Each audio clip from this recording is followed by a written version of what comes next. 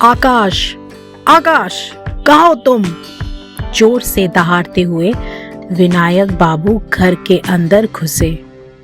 उनकी आवाज सुनकर उनकी छोटी बहू रचना दौड़ते हुए बाहर निकली और उसके साथ साथ घर के सारे लोग भी। आकाश अपने कमरे में बैठकर पढ़ रहा था। वे भी अपने कमरे से बाहर निकल आया। क्या हुआ बाबूजी? डरते हुए आकाश की माँ रचना ने पूछा। छोटी बहू, देखो तुम्हारा बेटा गुलछंदे उड़ा रहा है। सिन्हा जी की बेटी के साथ अपना चक्कर चला रहा है। ये स्कूल पढ़ने जाता है या प्रेम पत्र लिखने? देखो। उन्होंने हाथ बढ़ाकर आकाश के पिता की ओर चिट्ठी बढ़ाते हुए कहा, ये उसके स्कूल की टीचर ने मुझे लाकर दिया है, इसे पढ़ो। आकाश के बाबूजी ने दिवाकर बाबू के हाथ से चिट्ठी ले लिया और पढ़ने लगे। उन्होंने गुस्से से आकाश की तरफ देखा और कहा, आकाश, तुम स्कूल पढ़ने जाते हो या प्रेम पत्र लिखने? आकाश ने शर्म से अपना सिर झुका लिया। रचना की आंखों में आंसू आ गए। चारों तरफ परिवार के लोगों से घिरे हुए थे। रचना शर्म से गड़ी जा रही थी। वे आकाश का हाथ पकड़कर अपने कमरे में ले आई और कहा, बेटा प्लीज, मेरी इज्जत के लिए, इस परिवार की इज्जत के लिए इस लड़की को भूल जाओ। जो भी तुम्हारा प्रेम वेम है उसे छोड़ दो। पर माँ, मेरी बात तो सुनो। नहीं, मैं कुछ भी नहीं सुनूंगी। बस उसे भूल जा। मैं हाथ जोड़ती हूँ तेरे सामने। रचना जी ने आकाश के आगे हाथ जोड़ते हुए कहा। आकाश रुआसा हो गया। उसने रचना से कहा, माँ ठीक है, अब मैं उसे हमेशा के लिए भूल जाऊंगा।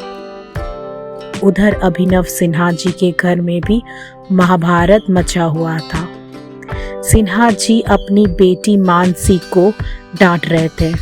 बहुत ही सख्ताई से डांटते हुए उन्होंने मानसी से कहा, मानसी, अगर दोबारा वर्मा जी के बेटे के साथ मैंने कुछ भी सुना या देख लिया तो बस समझ लेना, वो दिन तुम्हारा स्कूल का आखिरी दिन होगा। एकदम इस लड़के से दूर रहोगी तुम। मानसी पूरी तरह से डर गई थी। आकाश और मानसी दोनों स्टैंडर्ड 9 के स्टूडेंट थे। साथ साथ पढ़ते हुए कब दोनों एक दूसरे से प्यार कर बैठे थे, दोनों को पता ही नहीं चला था। दूसरे दिन स्कूल की ट्रिप थी। मानसी और आकाश दोनों ही एक दूसरे से कतर रहे थे। दोनों एक अपराधी की तरह एक दूसरे को देखते फिर नजरें हटा लेते। आकाश और मानसी अचानक ही सामने पड़ गए तो दोनों ही घबरा गए। दोनों की आंखों में आंसू आ गए। मानसी ने बड़े गले से कहा, आकाश, अब हम नहीं मिल सकते। मेरे पापा ने सख्त मना की है तुमसे मिलने को। हाँ मानसी, मेरी माँ ने भी मुझे अपनी कसम दे दी है। अब हम साथ यही तक था आकाश, ये कहकर वे रोने लगी। आकाश ने दोनों हाथों से उसके चेहरे को अपनी हथेली में ले लिया और उसकी आंखों से बहते हुए आंसू को पर अपना अधर रख दिया और कहा, अब कभी भी मेरे लिए मत रोना। ये मेरा पहला प्यार हमेशा तुम्हारे साथ रहेगा। कुछ दिनों बाद मानसी के पिता और शहर को छोड़कर हमेशा के लिए चले गए। आकाश और मानसी दोनों की राहें हमेशा के लिए जुदा हो गई। कई सालों बाद आकाश एक अच्छी कंपनी में मैनेजर था।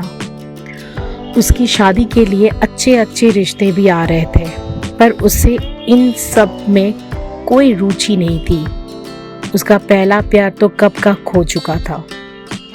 एक दिन उसकी माँ रचना ने फोन कर आकाश से कहा, आकाश, क्या तुझे कोई लड़की पसंद है? नहीं माँ, मुझे कोई लड़की पसंद नहीं है। फिर रचना जी ने कहा, ठीक है फिर, अब तो मेरी पसंद से शादी करेगा। मैंने तुम्हारी शादी तय कर दी है।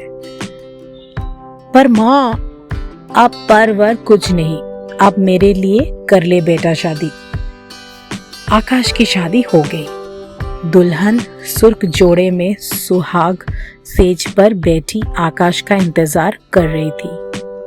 जैसे आकाश कमरे में आया, उसने दुल्हन से कहा, मानसी, तुम्हारा नाम भी मानसी है और किसी और का नाम भी मानसी ही था, जिसे मैं आज तक नहीं भुला पाया। मैं उससे बहुत प्यार करता था, पर वे थोड़ा रुक कर बोला, मुझे तुम थोड़ा समय दो एक दूसरे को समझने के लिए। नई दुल्हन ने अपना घूंघट उठाकर देखा, सामने आकाश खड़ा था, उसका पहला प्यार।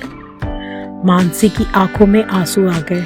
उसने कहा, आकाश, तुम्हारा पहला चुंबन आज भी मेरे गालों में मौजूद है। आकाश ने मानसी को गले से लगा लिया। दोनों एक दूसरे में खो गए।